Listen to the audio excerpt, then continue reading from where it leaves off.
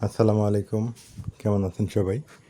আজকে হলো এই যে আজকে দুপুরের তরকারি, মাছ ভর্তা, পটল ভর্তা, ঢেঁড়সের তরকারি। এখন আজকে একটু খাই, কী দিয়ে খাই একটু দেখাই আপনাদের ভাবলাম। তো দুপুরের খাবার এগুলো আমাদের আজকে কোনটা কেমন লাগে সেটা নিয়ে একটু কথা বলার দরকার। বিসমিল্লাহ।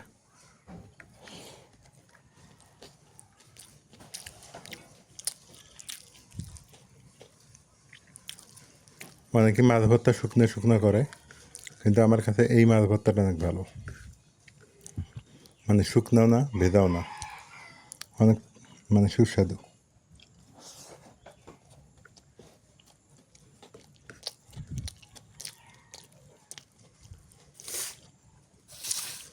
আলহামদুলিল্লাহ।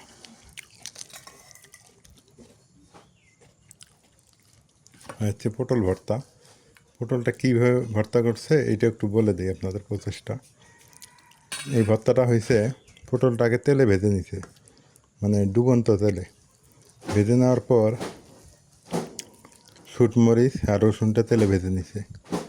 নেওয়ার পরে পেঁয়াজটা, কাঁচা পেঁয়াজ, কাঁচা মরিচ দিয়ে সুন্দর করে হাতে মাখিয়ে ভর্তা করছে।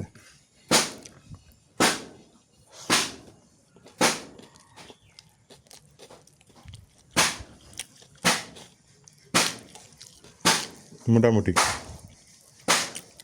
মন্দ না, টেস্ট আছে।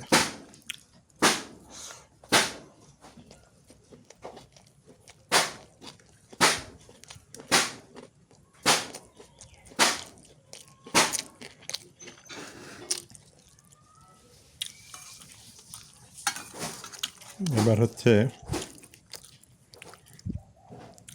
ঢেঁড়সের তরকারি, ঢেঁড়স এবং আলু।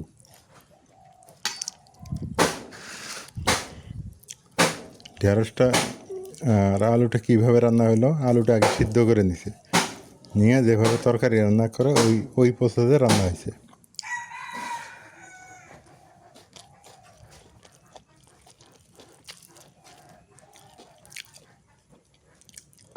ঠিকঠাক।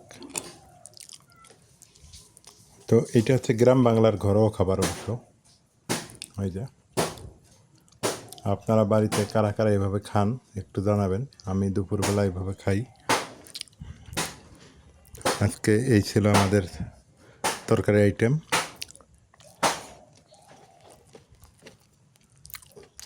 যারা এখন সাবস্ক্রাইব করেননি করে দিয়েন।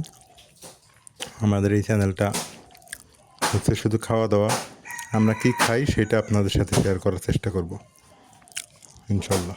আল্লাহ হাফিজ।